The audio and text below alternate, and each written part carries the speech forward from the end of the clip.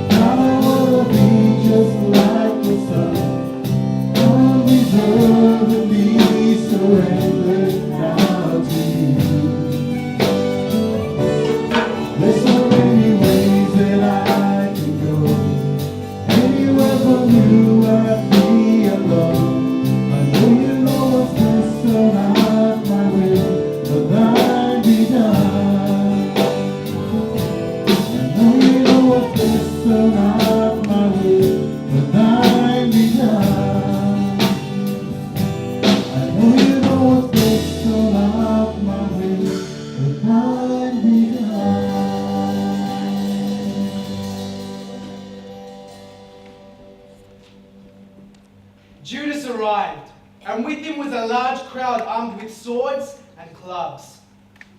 Judas had arranged a signal with them. "The one I embrace is the man. Arrest him." Judas went straight to Jesus and said, "Greetings, teacher," and embraced him.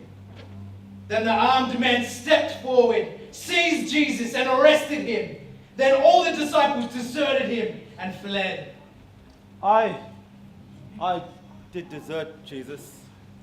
It is true. I just ran off like a rabbit. But then I crept back and watched from a distance.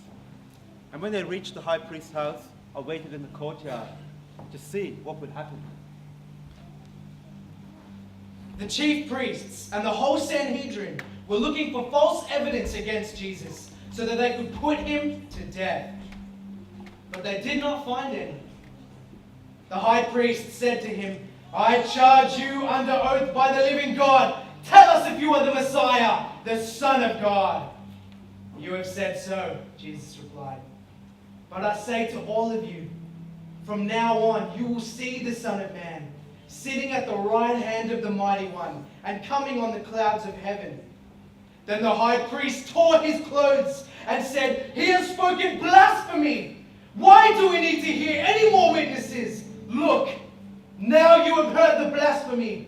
What do you think?" "He is worthy of death," they answered. Then they spat in his face, struck him with their fists. Others slapped him and said, "Prophesy to us, Messiah, who hit you?"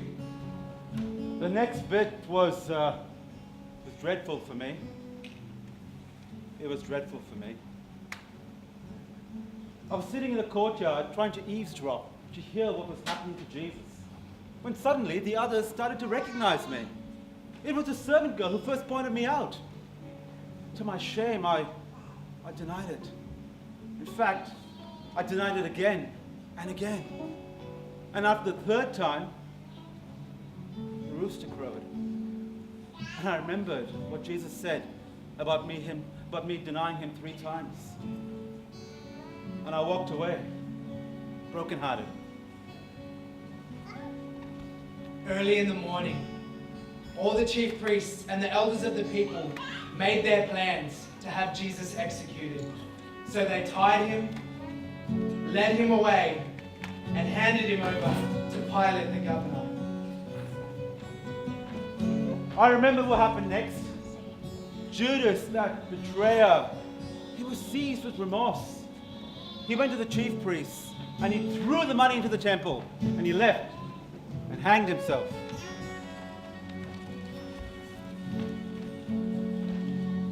Very early in the morning, the chief priests with the others made their plans. So they tied Jesus, led him away, and handed them over to Pilate. "Are you the king of the Jews?" asked Pilate. "You have said so," Jesus replied. The chief priests accused him of many things. So again Pilate asked him, "Aren't you going to answer? See how many things they are accusing you of?" But Jesus still made no reply, and Pilate was amazed. Now it was the custom at the festival to release a prisoner whom the people requested. A man called Barabbas was in prison with the rebels who had committed murder in a recent rebellion. The crowd came up and asked Pilate to do for them what he usually did. "Do you want me to release to you the king of the Jews?" asked Pilate, knowing it was of self-interest that the chief priests had handed Jesus over to him. But the chief priests stirred the crowd to have Pilate release Barabbas instead. "What shall I do then with the one you call the king of the Jews?" Pilate asked them. "Crucify him," they shouted. "Why? What crime has he committed?" asked Pilate. But they shouted all the more louder, "Crucify him!" Wanting to satisfy the crowd, Pilate released Barabbas to them. He had Jesus flogged and handed him over to be crucified. I remember what happened next. I was on duty that day. We were a regiment of the Roman army. Had seen no action and was sent to Jerusalem to keep the Jews under control. We hated these Jerusalemans. We hated the food. We hated these locals. So, any chance we had, we took it out on them. So, we got this king of the Jews. He wouldn't speak, or hit back, or do anything. But we got stuck into him. But, looking back, I was ashamed what I did. It was a cowardice in the face of a silent bravery.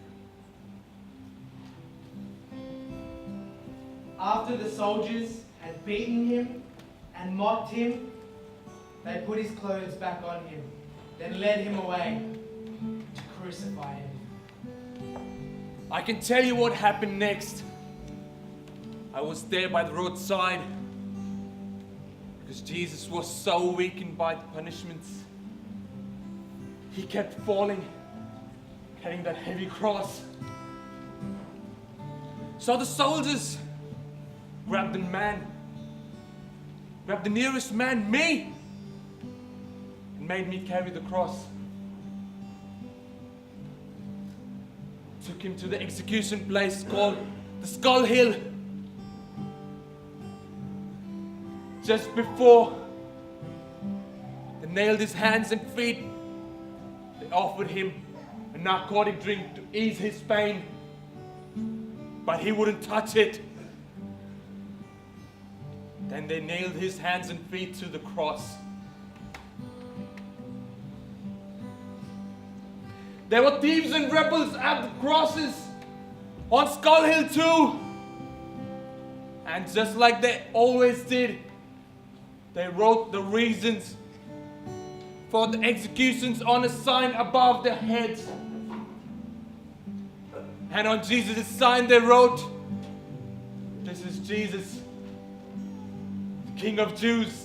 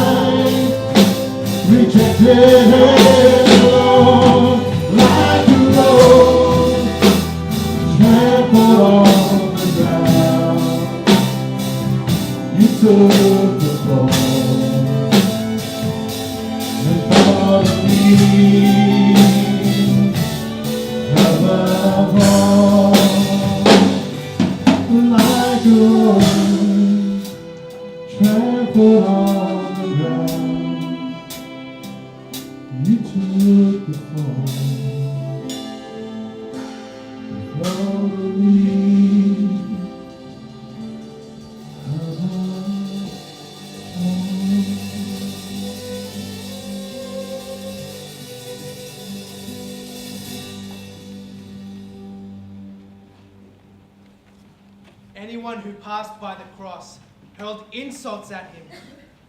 And in the same way, the chief priests, the teachers of the law, and the elders mocked him. "He's the King of Israel. Let him come down now from the cross, and we will believe in him. He trusts in God. Let God rescue him if he wants him." I can tell you the next part. I was there watching in the distance. It was frightening. It was like darkness, 3 hours in the middle of the day. Half groaning, half shouting. Jesus called out, my God, why have you forsaken me?" And then he died. And then there was an earthquake.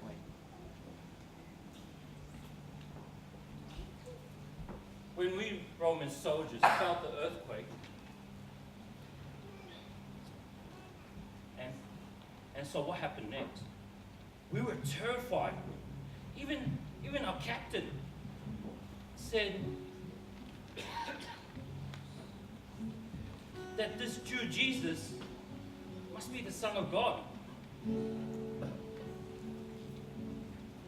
As evening approached, a rich man from Arimathea named Joseph, who had become a disciple of Jesus, went to Pilate and asked for Jesus' body.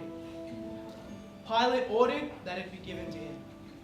I took Jesus' body off the cross. I wrapped it in clean linen and put the body in the burial tomb that I had built out of rock.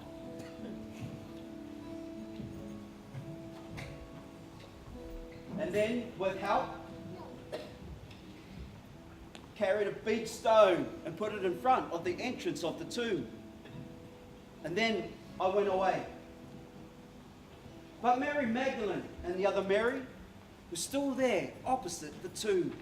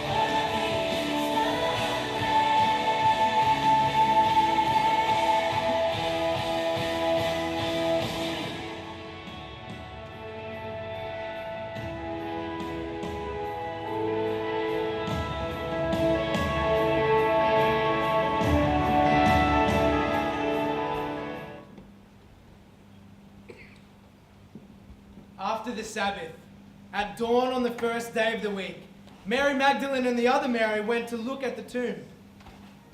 There was a violent earthquake, for an angel of the Lord came down from heaven and going to the tomb, rolled back the stone and sat on it.